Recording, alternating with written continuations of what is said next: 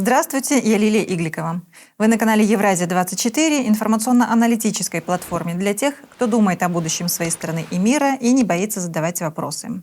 Гости нашего эфира сегодня – главный редактор аналитического онлайн-журнала «Геоэнергетика. Инфо» Борис Марцинкевич, он на связи с нашей студией из Москвы, и политик, экономист, энергетик Петр Своик. Он сегодня в нашей студии. Петр Владимирович, Борис Леонидович, здравствуйте, рада вас приветствовать. Добрый день, приятно, что пригласили. Добрый день. Борис Леонидович, насколько мы можем судить, в России с угольной отраслью тоже все не так гладко, как хотелось бы. Как вы могли бы прокомментировать и провести параллели с Казахстаном? Давайте я все-таки свои соображения про политику я действительно просто ничего не понимаю, поэтому комментировать не буду. Что касается размещения двух атомных электростанций в одном регионе, в одном районе, вывод мощности двух блоков ВВР 1200, 2,4 гигаватта, по существующим линиям электропередач, да, возможен. Если решение будет строить два блока HPR 1000, несмотря на наличие числа 1000, номинальная мощность там 1150, вывести нельзя будет. А это значит, потребуются дополнительные инвестиции в строительство новой линии электропередач, новой подстанции. Вот этого я не понимаю. То есть, это утяжеление проекта необходимостью дополнительных проектов, дополнительной обвязки, так скажем. До конца мне вот замысел непонятен. Строительство угольных электростанций, да, необходимо. И здесь вот очень хорошее, на самом деле, получается сравнение. Нам в годы массовой приватизации рассказывали об эффективных частных собственников. Мы видим, какая ситуация в угольной отрасли в России. Там нет ни одной государственной компании. Все исключительно частные, эффективные. Минус 350 миллиардов рублей по итогам 2025 года. И вот она, неповоротливая, низкоэффективная махина Росатома, которая ничего не понимает, как правильно вести бизнес. Сравниваем, что нам пишут в учебнике экономикс, что мы видим в реальности. Что касается запасов угля, что в России, что в Казахстане, их хватает для того, чтобы обеспечить себя и электрической, и тепловой энергией. Мне не очень нравится, когда мы рассуждаем об энергетических проблемах, забывая про тепло. Я не знаю, какая статистика в Казахстане, в России она достаточно сурова. Из 100% первичных энергетических ресурсов, используемых на территории Российской Федерации, 2/3, 66% входят на генерацию тепловой энергии. Поэтому, когда начинаются разговоры о зеленом балансе и прочем, звучит здорово, пока мы говорим только об электроэнергетике. Как только мы вспоминаем, что у нас климат такой, какой он есть, что людям зимой холодно, а горячая вода должна быть всегда, выясняется, что вот здесь мы плаваем. У нас какой-то там вот баланс есть отдельно электрический, а отдельно энергетического мы не видим в упор. То, что угольную генерацию необходимо развивать, то, что нужны технологии по переработке золошлаковых отходов. Индия блистательно доказала, что можно 100% перерабатывать и прекрасно себя чувствовать. У них побочный эффект только в том, что снизились цены в строительной отрасли. Золошлаковые отходы пошли на производство цемента, замена строительство дорог, строительных блоков и так далее, и так далее. Индия от этого только выиграла, мы почему-то на это смотрим издалека и ничего не понимаем. Сказать, что Индия намного более развита в технологическом отношении, тоже не получается. Там все было до предела просто. Хранение золошлаковых отходов больше 1 года, 1 тонна, $100 США. Исправились за 2 года, никто деньги платить не захотел. Оказывается, вот можно стимулировать частную инициативу таким простым способом. Ни в России, ни в Казахстане, к сожалению, нет применяемых технологий сверхкритических угольных блоков, ультрасверхкритических угольных блоков. Попытка построить компании Интеррау 3 угольных электростанции, которые вроде как предусматривало межправительственное соглашение, к результату не привели. Ситуация, на мой взгляд, тоже до предела похожа между Россией и Казахстаном. Мы бы как государственные границы не чертили, у нас какие-то болезни общие. У нас Центробанк не имеет возможности, не имеет права напрямую финансировать правительство. Соответственно, компания «Интеррау» для того, чтобы строить на территории Казахстана 3 электростанции, должна была получать коммерческий кредит под 25% годовых. Разумеется, никто на это не пошел. Других вариантов просто не было. Если говорить о совместных усилиях, то мы их, к сожалению, пока не видим. У нас есть Министерство энергетики, не знаю, для чего создавали вот этого монстра. В советские времена как-то было больше министерств, больше порядка. Есть департамент угольной промышленности. Размышления о том, что нам нужны новые технологии, по-прежнему нет. В генеральной схеме размещения объектов генерации энергии на период 2042 года в объяснительной записке, так скажем, предисловии, когда происходит объяснение, почему нужны станции именно такой мощности, есть требования по расходу условного топлива на генерацию киловатт-часа, по-прежнему требования соответствуют до критическим параметрам. То есть в технологическом развитии мы намерены остановиться, либо искать, где заимствовать эти технологии. Да, это можно сделать у Китая, и не исключено, что Казахстан на это пойдет, все-таки соседи. Может быть, где-то можно еще поискать. Ультрасверхкритические угольные электростанции работают в Польше, в Японии, еще какие-то варианты. Понятно, что время потеряно, сейчас заниматься неокрами особо желания нет, но, вернее, возможности нет. Было бы желание. Желание, на самом деле, найти можно.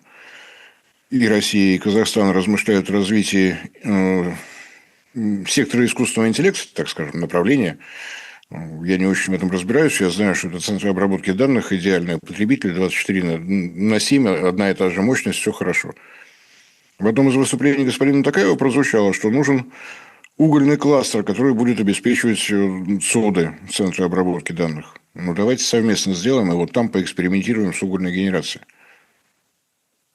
Попробуем собственные технологии, не чужие, не заемные. Ну, пока об этом никто не говорит.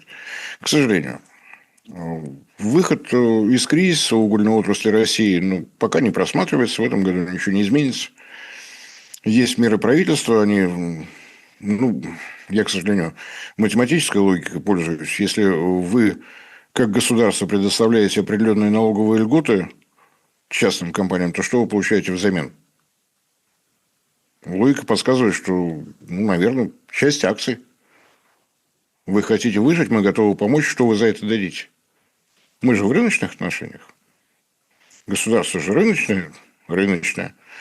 Вам льготы, нам акции, поехали. Но этого не происходит. Меры, которые были разработаны в прошлом году, можно отнести к пожарным, кардинально ничего не изменит. Выживут какие-то угольные компании, молодцы. Не выживут, мы будем их помнить молодыми, энергичными.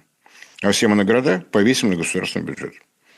Пока так. А интересно было бы узнать, как вы объясняете китайское чудо в сфере энергетики. Мы же видим, что китайцы используют и новые технологии в угольной отрасли и добились наибольшей отдачи энергии от сжигания тонн угля. И зеленая энергетика, о которой мы так много говорим, о том, что она и неудобная, и дорогая, и право первой ночи обязывает наших диспетчеров скупать ее в первую очередь и распределять ее стоимость на все объемы энергии. И процветает же ведь в Китае. Строятся солнечные электростанции, ветровые, накопители для зеленой энергетики. Здесь, на мой взгляд, логика здорового человека, отвечающего на вопрос: энергетика для экономики и уровня жизни, или мы обваливаем экономику и энергетику и уровень жизни для того, чтобы энергетические компании получали свою прибыль? В Китае ответ положительный: развиваем энергетику. Да, государство вкладывается, государство получит отдачу за счет развития экономики. Будет нарастать экономическая активность, будут расти налоги, будет пополняться государственный бюджет, компенсируя все то, что расходуется на инфраструктуру.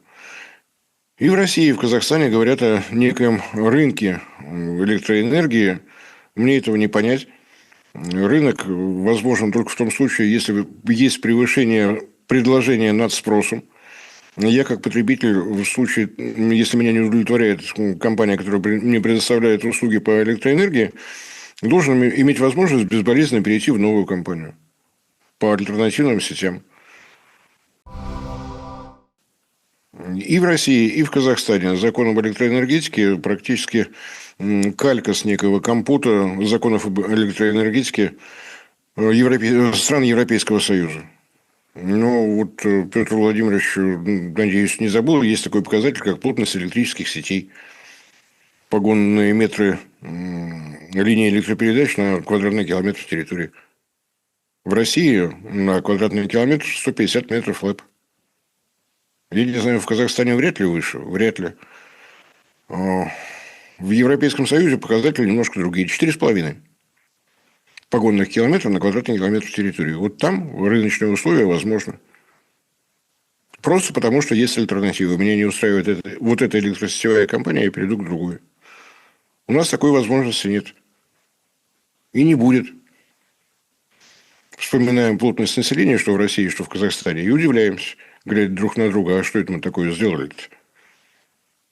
Но, тем не менее, пытаемся даже, я даже не знаю, как эту птицу назвать, воробей и глобус.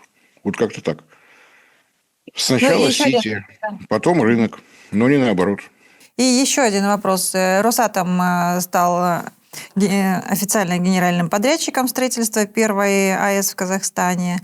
Сообщалось, что заливка бетона для фундамента АЭС будет запущена уже в 2029 году. Но в одном из своих интервью вы говорили, что финансово Китай совершенно по-другому готов, чем Россия. У них более мощная база машиностроения, приборостроения. Я даже процитировала.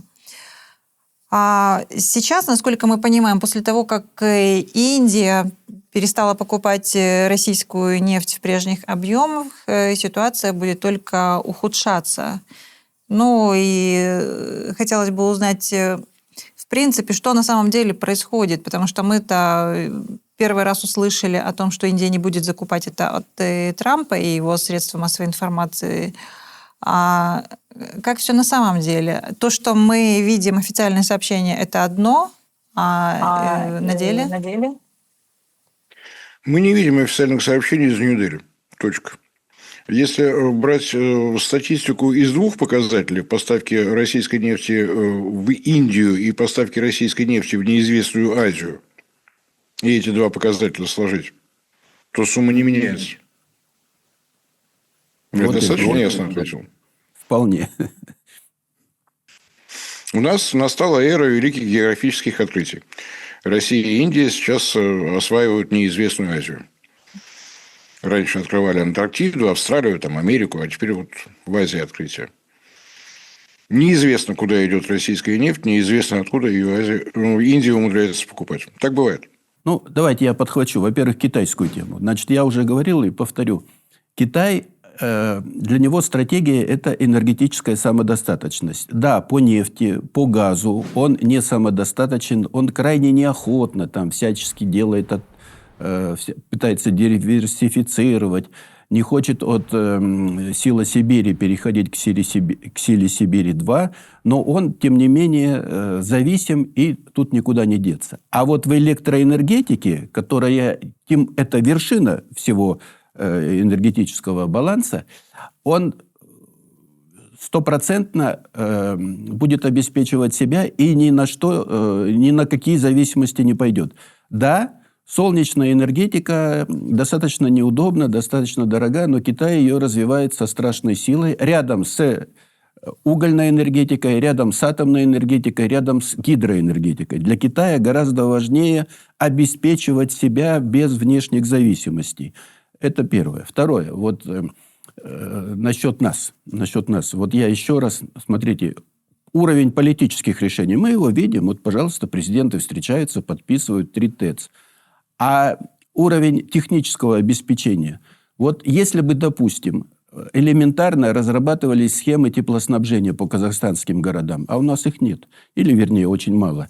Вот город Алатау единственно имеет эту схему, хотя его еще нету. А большинство городов просто без этой схемы. И если бы они разрабатывались, сразу бы обнаружилось, что в Кокчетаве эта ТЭЦ не нужна. Вот в Усть-Камане и в Семее, да. Но опять же вопрос. Старые ТЭЦ как-то там модернизировать, расширять или новую строить там на правом берегу, на левом берегу. Это все специалисты должны решать. Не акимы очередной аким там из своего понимания, а специалисты. А в Кокчетаве вообще, если бы посмотрели просто... Вот смотрите, совместная выработка тепла и электроэнергии, о чем вот Борис Леонидович говорил, это вообще база. Большую часть электроэнергии в Казахстане и в России тоже, она вырабатывается на ТЭЦ, на совместной выработке, на станциях, которые работают при городах и обеспечивают теплоснабжение и горячее водоснабжение. Так вот, есть некая нижняя граница, за пределами которой ТЭЦ уже не нужна. Что такое Кокчетав? Кокчетав – это мощнейший транзитный электроэнергетический. Там своей генерации нет, но вообще там этой генерации транзитной вот завались. Там никакой другой генерации просто не надо. Поставь лишние автотрансформаторы и все дела. А с точки зрения численности населения, небольшой город. Очень красивый, мы его любим, симпатичный город, экологичный город. Небольшой город. Туда ТЭЦ просто не лезет. И если бы специалисты взялись разрабатывать, они бы показали вариант там охраны окружающей среды, рядом Боровое там. Но как-то обошлись бы без этой самой ТЭЦ. То есть, вот еще раз повторяю, у нас, вот смотрите, в Казахстане элементарно нет, Борис Леонидович, я вам жалуюсь, но у вас, наверное, похожая ситуация. У нас вообще каких только концепций развития энергетики, там вот развитие угольной отрасли, развитие возобновляемой, все это есть. А элементарно генеральной схемы размещения генерирующих и, соответственно, сетевых мощностей по регионам на перспективу 5, 10, 15 лет, которая бы в накопительном режиме постоянно велась, в необходимые времена переутверждалась, корректировалась. И, внимание, содержала бы обязательно 2-3 технико-экономических сравнения. Где атомную станцию строить, атомную или угольную. Это все должны быть варианты, которые специалисты должны считать. А тут у нас вот Минэнерго вообще представляете, Минэнерго без плана развития электроэнергетики Казахстана, по большому счету. А этот замечательный Самрук-Казана, тем более, там вообще и близко ничего нет. Хотя все под ним, под этим Самрук-Казаной. И приходится на президентском уровне подписывать правильно. Я за то, что подписали и по 3 ТЭЦ, и по развитию достройки Экибастузской ГРЭС-2. Много чего подписывали. А инфраструктуры под это, вот что надо создавать сейчас. Петр Владимирович, мне кажется, Борису Леонидовичу бесполезно сейчас жаловаться, просто потому, что в генплане развития отрасли в Российской Федерации Казахстан даже не упоминается. Вот, кстати, да. То есть общая вообще на самом деле энергетика, и уголь общий, и газ общий. И проблемы общие. И провода общие, и железная дорога общая. А мы суверенны, и вы суверенны. И каждый решает свои вопросы. Как решает, мы видим. Спасибо большое. Будем думать, наблюдать за ситуацией. Спасибо за сегодняшнюю встречу. До свидания. Спасибо, всего доброго.